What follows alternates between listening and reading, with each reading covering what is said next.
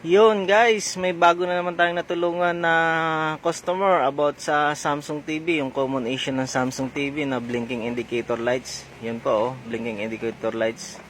So masasabi ko na lang po na natulungan natin si customer sa nakaiwas sa malaking gastos na naman na sira ang panel ng kanilang TV. Yun po, kasi pag sinabing panel po is mahal hanggang magagastos halos 80% sa original price.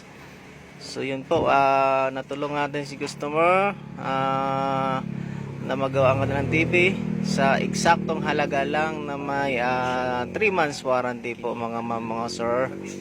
Yun po, tinroubleshoot na natin din mga sir. Yun po ang kanilang issue kanina, nagbi-blink lang yung kanyang panel kasi po may shortage nga po.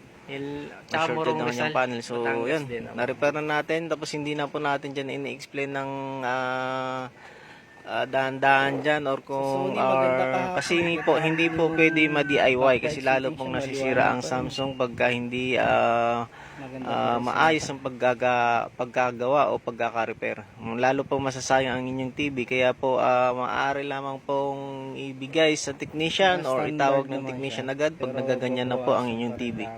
Hindi po siya worth it o worthy na ipa-DIY or ibibilin sa inyo yung ganyan trabaho. Kumbaga, specialty is specialty.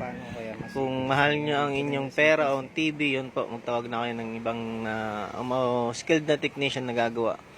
Tsaka warning din po, wag dun sa murang maningil, kasi nga po yung mga murang maningil is hindi pa po yung skilled, nag-aaral pa lang. Kasi po, maaari kayong mabiktima nun kasi kaya kumuha ng kaya minumura nila ang kanilang service kasi para magkaroon sila ng customer, para makapag-aral pa kung paano gumawa ng TV. Not like dun sa amin ng mga skilled na is saglit na lang nagagawa kasi alam na po namin yung kung ano yung naging depekto ng inyong appliances or TV. Kaya kahit sa malayong lugar, kahit nagsiservice ako ng Laguna, Batangas, pinapasend ko ng video para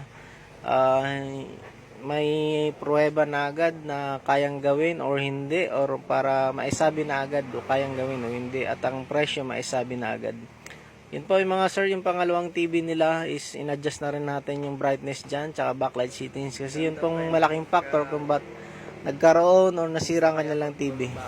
Yun po, may dark spot na rin, may dark side, ibig sabihin po malapit na po yan mapapapundi ang kanilang TV. So yun, hopefully tatagal pa yung kanilang TV kasi naka 100% brightness siya. So in-adjust natin, so tuwang-tuwa naman si sir, gawa ng hindi na rin masakit sa mata kasi wala silang ideya na gano'n. Mostly po sa mga nagagawan ko po, nagbibigay ako ng advice kaya lalo akong tumatagal sa serbisyo, pero baliwala sa akin yun at ay nakakatulong ako sa kapwa bilang sa paggaganyan or sa pagbibigay ng advice.